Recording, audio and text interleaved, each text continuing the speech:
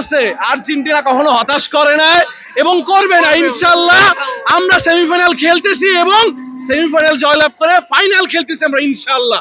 আর এবারের বিশ্বকাপে Argentina world champion, last মিনিটে কিভাবে গোল দিতে হয় এটাই আর্জেন্টিনা দেখিয়ে দিয়েছে।